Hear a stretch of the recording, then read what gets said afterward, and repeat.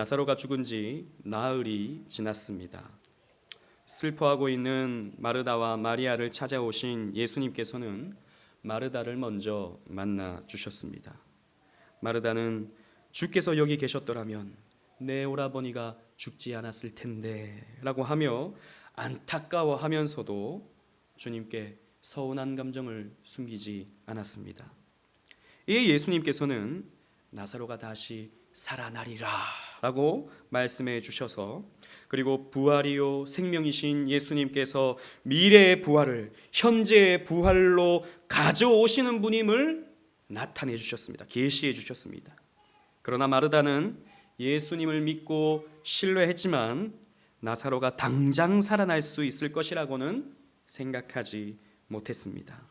마르다는 예수님이 그리스도시고 하나님의 아들 되신다는 것을 믿고 이런 바른 믿음과 옳은 믿음을 가지고 있었지만 그 믿음을 실제화하여 내는 데는 부족함이 있었던 것이죠. 오늘 본문은 이 마르다를 만나신 예수님께서 마리아를 또다시 만나는 장면이 담겨져 있습니다. 오늘 본문은 성경 속에서도 예수님의 감정이 고스란히 담겨 있는 그런 본문이라고 할 수 있습니다. 나사로의 그 죽음과 그것을 슬퍼하는 사람들을 보면서 예수님은 감정을 나타내셨다라는 것이죠. 여러분, 참 하나님이시면서 동시에 참 사람이신 예수님은 당연히 참 사람이시기 때문에 우리와 똑같은 감정을 가지십니다. 그래서 예수님도 희노애락이 있는 것이지요. 여러분, 사실 하나님도 감정이 있으십니다. 여러분, 우리 인간은 인격을 가지지 않았습니까? 우리 인격을 가졌다 함은 우리는 지성, 감성, 의지, 이 세 가지를 가졌다는 것인데, 여러분, 사실 이 인격이라고 하는 것은 사실 하나님의 속성입니다.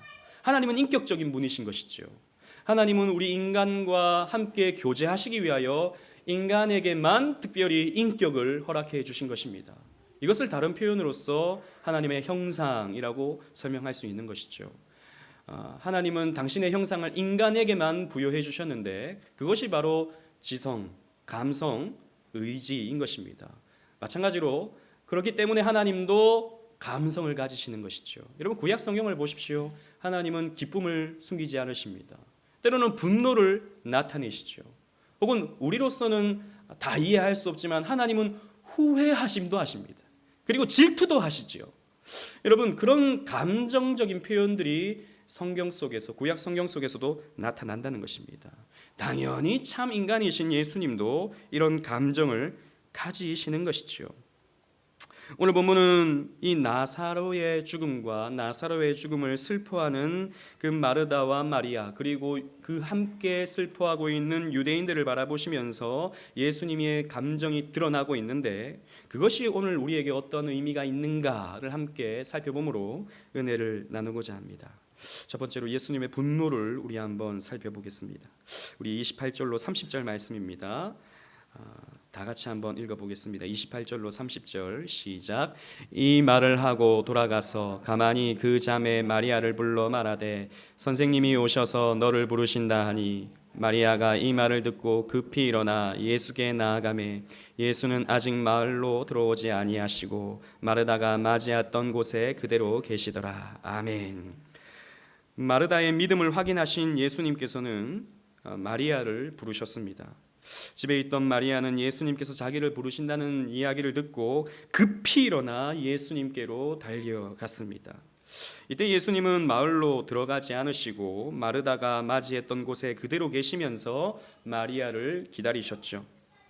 그러면서 31절로 33절은 또 이렇게 설명하고 있습니다. 우리 다 같이 또 읽어보도록 하겠습니다. 시작. 마리아와 함께 집에 있어 위로하던 유대인들은 그가 급히 일어나 나가는 것을 보고 곡하러 무덤에 가는 줄로 생각하고 따라가더니 마리아가 예수 계신 곳에 가서 배웁고 그 발 앞에 엎드려 이르되 주께서 여기 계셨더라면 내 오라버니가 죽지 아니하였겠나이다 하더라. 예수께서 그가 우는 것과 또 함께 온 유대인들이 우는 것을 보시고 심령에 비통히 여기시고 불쌍히 여기사 아멘. 마리아가 급히 나가자 마리아와 함께 집에 있던 유대인들이 따라 나갔습니다. 그들은 마리아가 나사로가 묻혀있는 무덤에 가서 곡하러 가나 보다 생각하면서 따라 나갔던 것이죠. 그런데 마리아의 발길은 나사로가 묻혀있던 무덤 쪽이 아니었습니다. 동네 어귀 예수님이 계신 쪽이었죠. 마리아는 예수님 앞에 도착하여 예수님 발 앞에 엎드렸다라고 성경이 기록하고 있습니다. 이 엎드리다에 해당하는 헬라어는요, 핍토라는 말인데요. 이 말은 경외감을 가진 자의 엎드림, 기도할 때의 자세를 표현하는 엎드림을 표현하는 그런 단어입니다. 즉 마리아는 예수께서 그리스도이시며 하나님의 아들이시라는 것을 잘 알고 있었기에 예수님 앞에 엎드려 겸손을 표했던 것입니다.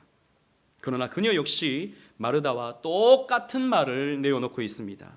주께서 여기 계셨더라면 내 오라버니가 죽지 아니하였겠나이다. 예수님 빨리 오셨더라면, 예수님 조금만 일찍 오셨더라면 우리 오라버니 나사로가 죽지 않았을 텐데요 라고 이렇게 말하고 있는 것이죠. 마리아 역시 예수님에 대한 믿음은 분명했습니다. 그래서 예수님 앞에 엎드렸던 것이죠. 그러나 마리아 역시 예수님이 좀 더 빨리 와줬으면 하는 그런 원망을 가지고 있었고 아쉬움을 가지고 있었습니다. 그리고 예수님이 나사로를 다시 살리실 것이라고는 생각을 못하고 있는 것이죠. 아무튼 예수님 발 앞에 엎드려 흐느껴 울고 있는 마리아를 보면서 유대인들도 그 마리아가 너무 불쌍하게 여겨졌는지, 아니면 그 나사로가 떠난 것에 대해서, 또 친구들이었기 때문에 그 나사로가 떠난 것에 대해서 아쉬운 마음을 가졌던 것이었던지 함께 눈물을 흘렸습니다. 그때 예수님께서 마리아가 우는 것과 유대인들이 우는 것을 보면서 심령에 비통히 여기셨다라고 성경이 기록하고 있습니다. 여러분, 이전 우리가 보던 개역 한글판에 보면요, 이 비통히 여기셨다라는 부분이 어떻게 번역되어 있냐면 통분히 여기셨다라는 말로 표현되어 있습니다. 개정되면서 비통히 여기셨다라는 표현으로 바뀐 것이죠. 그런데 여러분, 통분과 비통은 의미가 중복되긴 하지만 그러나 다릅니다. 통자는 같아요, 그죠? 통증할 때 통, 아픔 통. 그런데 비통은요, 슬퍼하면서 마음 아파하는 것을 의미하고, 통분은 분노하면서 마음 아파하는 것을 의미하죠. 그래서 어느 쪽에 관점을 두느냐에 따라서 비통이냐 아니면 통분이냐가 결정될 수 있습니다. 그런데 원문을 보면요, 헬라 원문을 보면 이 단어가 엠브리마오마이라는 말로 되어 있습니다. 이 말을 사전을 찾아보면 매우 분노하다, 엄히 경고하다, 엄히 책망하다, 이런 뜻을 가지고 있어요. 그러니까 어떤 분노하면서 사람을 책망할 때, 막 화를 내면서 누군가를 책망할 때, 그럴 때 엠브리마오마이라는 말이 사용된다는 것입니다. 이 단어가 어디서 사용됐냐면요, 마가복음 14장 5절 말씀에 사용되고 있습니다. 우리 다 같이 한번 또 읽어보겠습니다. 시작. 이 향유를 300데나리온 이상에 팔아 가난한 자들에게 줄 수 있겠도다 하며 그 여자를 책망하는지라. 아멘. 마가복음에 보면 어느 한 여인이 예수님 앞에 향유를 깨뜨리고 머리털로 발을 씻는 장면이 나오죠. 그때 어떤 사람이 이렇게 그 여자를 책망합니다. 이것을 팔아서 300데나리온을 번게 된다면 그것을 가지고 가난한 이웃들에게 나눠주면 될 텐데 왜 이걸 예수님 앞에 낭비하고 있느냐고. 그 발 앞에 발로 씻는 거 물론 뭐 가치 없는 일은 아니지만 그 좀 더 효율적으로 쓸 수 있지 않겠냐고. 예수님 말씀 보면 늘 가난한 자들 도우라고 말씀하시는데 그렇게 쓰면 훨씬 낫지 않겠냐고 이렇게 흥분하면서, 이 앞구절 보면 화를 냈다라는 표현이 나오고 그 다음에 책망하다라는 이 엠브리마오마이라는 말이 사용되거든요. 이러한 단어의 의미를 살펴보게 된다면 사실 비통히 여기셨다라는 표현보다 통분히 여기셨다라는 지난번 표현이 훨씬 더 이 원문에 가까운 표현이 된다는 것입니다. 즉 예수님은요, 눈물 흘리는 마리아와 유대인들을 보면서 분노하셨습니다. 엠브리마오마이. 근데요, 여러분 한번 생각해 봅시다. 울고 있는데 왜 예수님은 분노하실까요? 왜 예수님은 거기에서 화를 내고 계실까요? 이 예수님의 분노에 대한 여러 가지 신학자들의 주장이 있습니다. 여러분 무엇이 맞는지 한번 잘 생각해 보십시오. 첫 번째는 예수님이 좀 더 일찍 오셔서 나사로를 고쳤으면 좋았을 텐데 그 나사로의 죽음을 막지 못한 예수님이 스스로 화가 나신 거예요. 내가 좀 더 빨리 왔었더라면 이 나사로를 고칠 수 있었을 텐데, 그러면 이 사람들이 이렇게 울지 않았을 텐데, 막 나 자신에게 화가 나 이러면서 예수님께서 엠브리 마오마이 하셨다. 비통히 여기셨다. 통분히 여기셨다. 좀 문제가 있겠죠, 그죠? 우리가 계속해서 지난 몇 주간 동안 계속 살펴봤지만, 그러면 예수님이 가진 이 신성과 예수님이 가지신 이 능력과 모순이 되는 것입니다. 알고 계셨잖아요. 언제 죽는지도 알고 계셨고, 예수님은 지금 나사로를 살리러 오셨잖아요. 근데 신학자들 중에 이런 주장을 하는 신학자가 있습니다. 자유주의 신학자들 가운데. 두 번째 주장은요, 마리아와 유대인들이 믿음 없이 울고 있었기 때문이다 라는 주장입니다.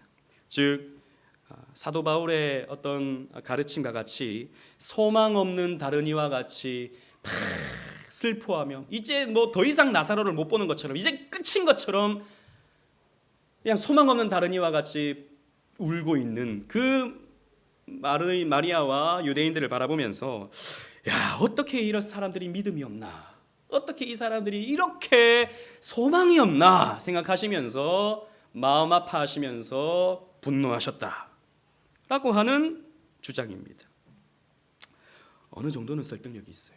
그러나 여러분 잘 보시면 사랑하는 이를 떠나보낸 가족들의 눈물이 믿음 없는 눈물이라고 할 수 있겠습니까? 여러분 생각해 보세요. 여러분들이 사랑하는 사람이 이 세상을 떠났어요. 앞으로 우리 만날 줄 알아요. 천국에서 만날 줄 알아요. 그러나 여러분 우리가 슬퍼함이 없습니까? 슬퍼함이 있죠. 그게 믿음 없는 겁니까? 그게 아니잖아요. 그리고 나사로가 당장 살아나리라고 생각하지 못한 것이 예수님의 분노를 일으킬 만한 뭐 불신이요, 뭐 적대행위고 그런 것입니까? 그런 게 아니잖아요. 이런 면에서 봤을 때 두 번째 주장도 아쉬움은 있습니다. 세 번째 주장은 이런 것입니다. 여러분 잘 들어보십시오. 예수님이 이 인생의 죽음 앞에서 울고 있는 마리아와 유대인들을 바라보면서 그 인생의 죽음, 그리고 그 죽음을 불러일으킨 인간들의 죄, 그리고 이 세상의 죄를 바라보시면서 분노하셨다라고 하는 그런 주장입니다. 선악과를 따먹고 죄를 지은 인간에게 찾아온 그 죽음, 그 죽음의 저주로 인해서 고통과 번민이 찾아오고 끊임없는 갈등과 또 치열한 노동을 해야만 먹고 살 수 있는 비참한 인간의 실존, 살았다 하나 죽은 자와 같은 그 인간의 비참함과 그 인간의 더 씌워진 죽음의 저주, 그 저주 속에서 눈물을 흘려야 하는 인간들을 바라보시면서 그 죄에 대하여 분노하시는 예수님의 모습이다라고 하는 주장이 있습니다. 물론 여러분 예수님은 이 죄를 씻어내시고 죽음을 극복하시죠. 그러나 그 전에 이 죄와 죽음에 매여 있는 이 상태, 이 인간의 불쌍한 상태, 이걸 바라보시면서 죄에 대하여 분노하셨다라고 하는 것입니다. 여러분 1번, 2번, 3번이 있는데 어느 것이 맞겠습니까? 1번은 0 아니죠, 그죠? 저는 3번을 중심으로 해서 2번을 우리 가미하여 이해하는 것이 본문을 조금 더 정확하게 이해하는 것이 아닌가라는 생각을 하게 됩니다. 인간의 죄와 죽음에 대한 분노, 그 인간을 덮고 있는, 그 인간을 눈물 흘리게 만드는 인간의 그 죄, 그 죽음을 찾아오게 만드는 그 인간의 추하고 더러운 죄, 이 세상의 죄, 그걸 바라보시면서 예수님은 통분히 여기셨던 것입니다. 그리고 울고 있는 그 사람들을 불쌍히 여기셨던 것이죠.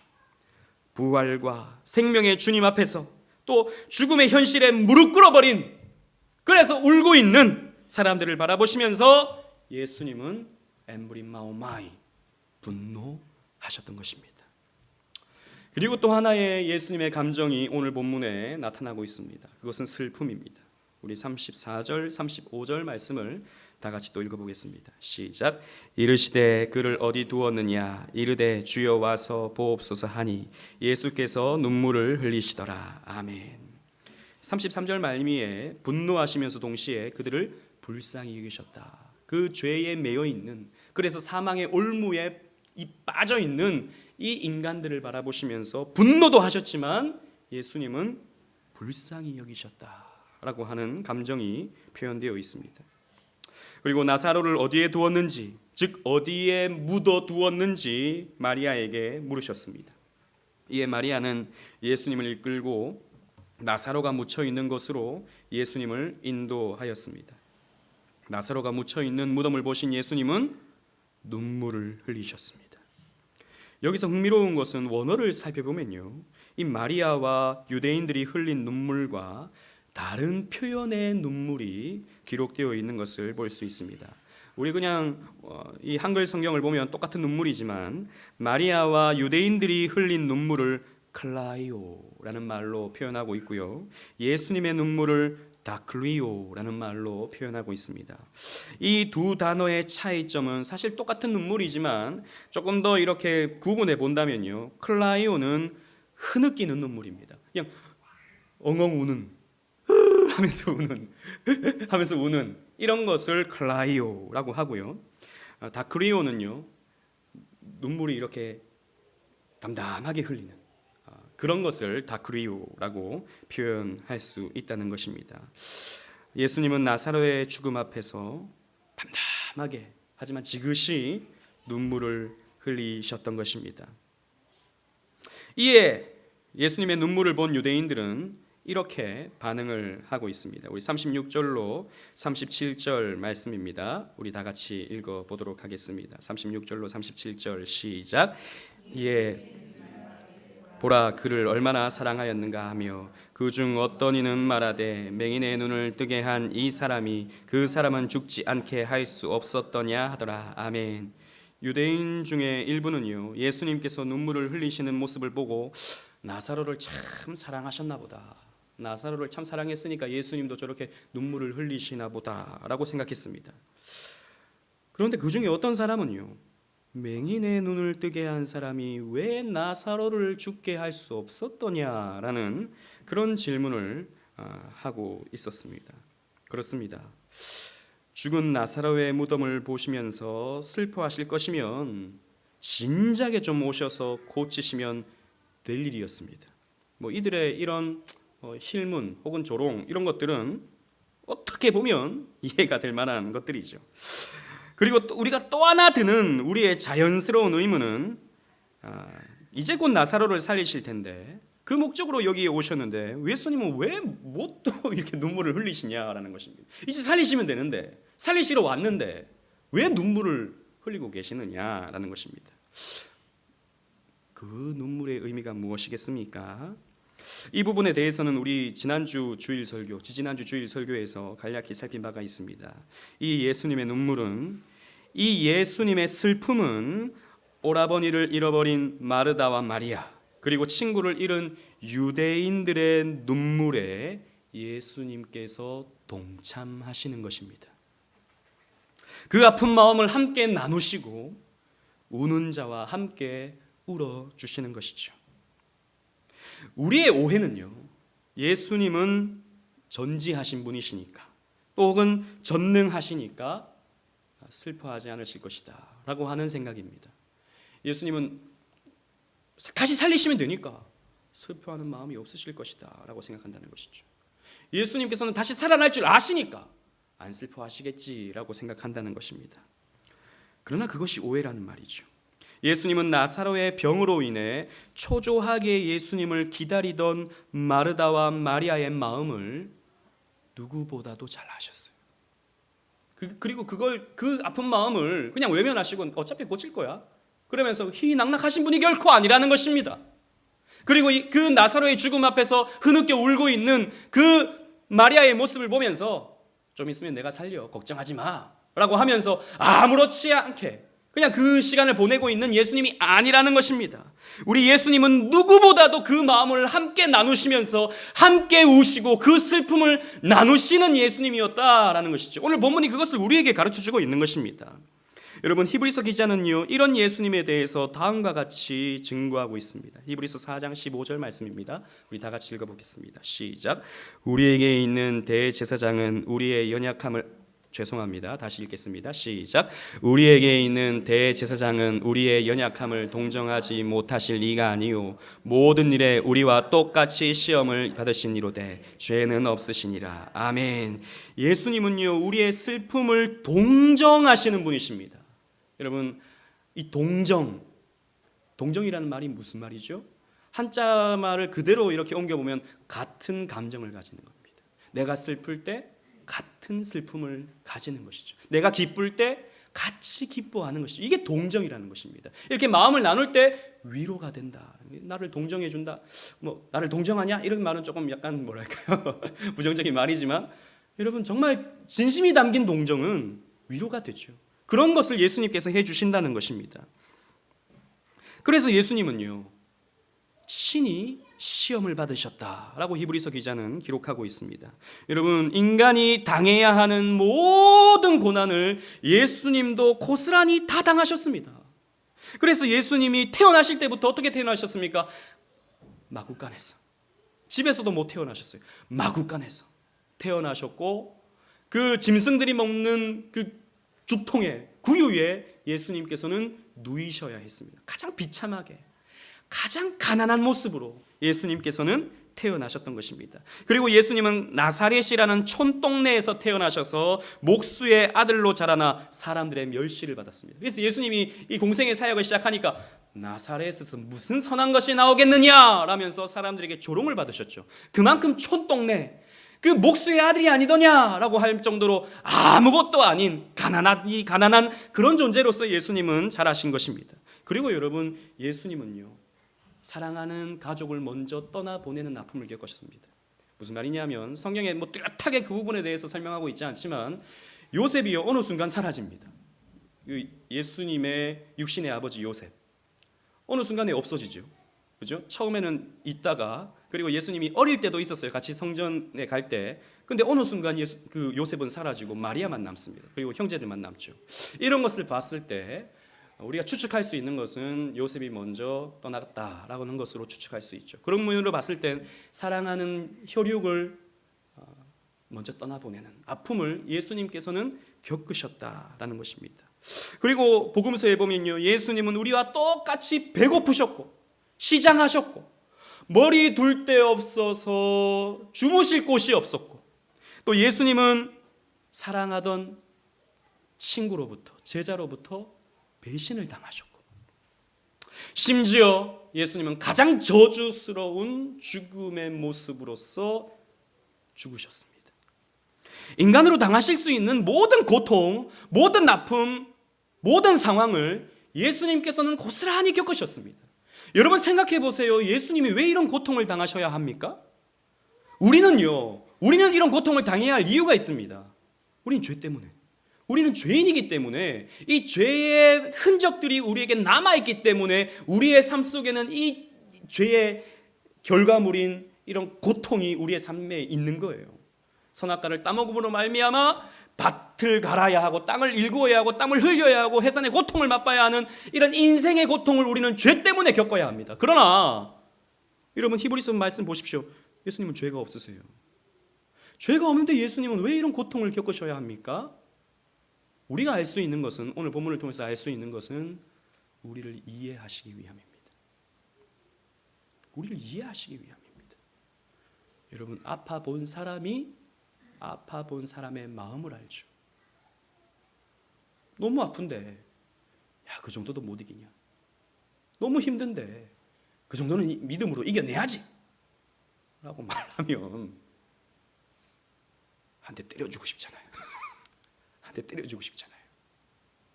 네. 우린 그 상황이 되어보지 않으면 사실 그 마음을 알 수가 없습니다. 그 힘듦은. 여러분, 예수님께서 이런 고통을 당하셔야 하는 이유는, 죄 없으신 예수님이 이런 시험을 받으신 이유는 우리를 동정하시기 위함이었다. 같은 마음을 가지시기 위함이었다라는 것이죠. 참 인간이 되셔서 우리를 대표해서 예수님은 또 십자가에 달리셔서 우리 대신 죽음을 이겨내셔야 했기 때문이었습니다. 아무튼 예수님은 그래서 우리의 마음을 다 아십니다. 우리의 슬픔도 다 아십니다. 우리의 고민도 다 아십니다.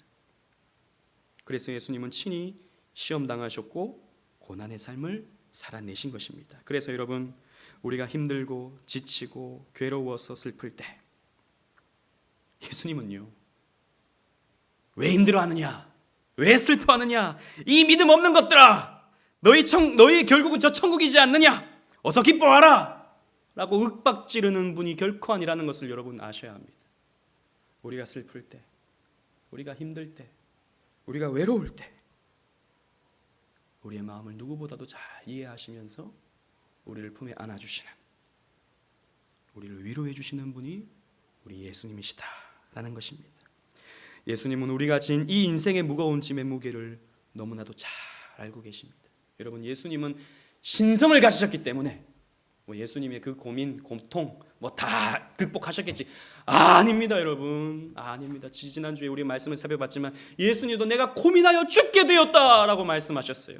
우리가 가질 수 있는 그 고민을 예수님께서도 똑같이, 아니 더 예수님도 겪으셔야만 했습니다. 그래서 우리가 눈물을 흘릴 때 예수님도 함께 슬퍼하시면서 우리의 슬픔을 함께 나누어 주시는 것이죠. 그래서 예수님은 마리아의 눈물 앞에, 또 이 유대인들의 눈물 앞에 함께 눈물을 흘리시면서 그 마음을 함께 나누셨던 것입니다. 사랑하는 오직 은혜 교회 성도 여러분, 오늘 본문은 예수님의 감정을 가감없이 우리에게 보여주고 있습니다. 예수님의 분노와 예수님의 슬픔을 잘 보여주고 있는 것이죠. 그런데 이 예수님의 감정은 다 우리를 위한 것임을 알 수 있습니다. 예수님은 우리가 짊어지는 죄의 저주, 그리고 그것들로 말미암아 찾아오는 죽음을 향하여 분노하셨어요. 또 우리가 겪어야 하는 슬픔과 애통을 함께 나누시기 위하여 함께 눈물을 흘려주셨습니다. 그러므로 예수님은 진정으로 우리를 위하시고 우리를 사랑하시며 우리를 위로하시는 분이시다라는 것입니다. 여러분, 우리가 이 세상 살아가면서 힘들고 어려울 때 마음을 같이 나눠주는 사람이 있다면 얼마나 큰 위로가 됩니까? 화나는 일이 있을 때 함께 화내주고, 울고 싶을 때 함께 울어줄 수 있는 사람이 있다면 얼마나 큰 위로가 됩니까? 여러분, 그렇잖아요.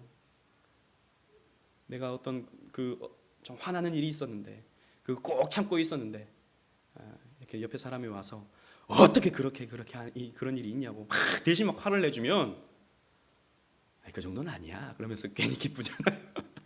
옆에 있는 사람이 막 화를 내주면 내 마음이 그죠 풀리잖아요. 또 내가 너무 힘들고 막 눈물이 터져 나오려 할 때 같이 울어주면서 괜찮아 해주는 사람이 있다면 그 얼마나 위로가 되는 것이겠습니까? 여러분, 근데 사람은 그거 잘 못합니다. 특히 부부간은 잘 못하는 것 같아요. 네, 막 이렇게 막 화나는 일이 있을 때 꼭 옆에서 그 정도도 못 참아? 아이, 그 정도는 믿음으로 극복해야지. 권면한답시고 이렇게 괜히 말했다가 더 화를 내게 만드는 경우가 제가 가끔씩 있어가지고 예, 그런 것입니다. 여러분, 아내도 마찬가지죠. 이 남편이 가질 수 있는 삶의 무게와 또 가장으로서의 그 놀림, 책임감, 또 한편으로는 또 이 말로 표현할 수 없는 미묘한 감정들, 이런 것들은 또 아내가 다 이해하기는 쉽지가 않습니다. 남자들은 또 그 말하면 부끄럽잖아요. 괜히 내가 힘들다 말하면 능력 없는 남자 같고 너 왠지 좀 비참해 보이고 내가 그래서 꾹 참을 뿐이지 울고 싶을 때가 가끔씩 있습니다. 제가 그렇다는 건 아니고 일반 남자들이 그렇다는 거예요. 그런 것입니다. 우리는 내 마음을 이 사람이 함께 나누어 주기를 원하지만 사실 남편이든 내 자식이든 내 부모님이든 또 그 누구든 내 마음을 온전히 다 이해해 주면서 이해해 줄 수 있는 사람이 여러분 잘 없습니다. 한 번씩 있죠. 굉장히 잘하는 사람이 있습니다. 굉장히 잘하는 사람. 그런 사람은 저기 사기꾼들. 저 강남 제비 옛날에 제비 그러니까 제가 굉장히 옛날 사람 같네요. 강남 제비 사모님 외로우시죠? 이러면서 이렇게 다가오는 그런 사람들. 사기꾼들이 그런 거 잘하지. 보통 사람들은 그런 거 잘 못합니다. 그러나 여러분 우리 주님이 그걸 하십니다.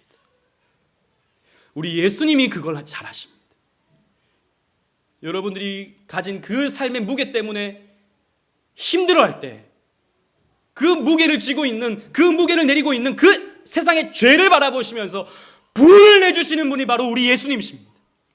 그리고 내가 지치고 힘들어서 내가 눈물이 흘러나올 때 같이 비통해하면서 마음 아파하시는 분이 바로 우리 예수님이십니다. 그러므로 여러분 예수님으로 위로받으십시오. 세상 것들로 위로받으려 하지 마십시오. 사람으로 너무 위로받으려고 하지 마십시오. 예수님으로 위로받으십시오. 예수님만이 여러분들을 진심으로 위로해 주실 수 있기 때문입니다. 그래서 예수님은 우리의 위로자가 되어 주십니다. 하일레베르크 요리문답 제1문답은 이렇게 묻죠. 살아서나 죽어서나 당신의 유일한 위로는 무엇입니까? 답은 굉장히 깁니다. 굉장히 긴데 한마디로 요약하자면 우리의 유일한 위로는 예수 그리스도십니다. 여러분 하이델베르크 요리문답은 굉장히 현실적이에요. 왜? 우리가 힘들기 때문에, 우리의 삶이 굉장히 힘들기 때문에 우리의 위로가 어디에 있는가? 살아서나 죽어서나 우리의 위로가 어디에 있는가? 우리의 위로는 예수 그리스도뿐입니다. 돈이 우리를 위로해 주지 못하고 잠깐의 위로는 줄 수 있겠지만 돈이 우리를 위로해 주지 못하고 사람이 우리를 위로해 주지 못합니다. 오직 예수님만이 우리를 위로해 주십니다.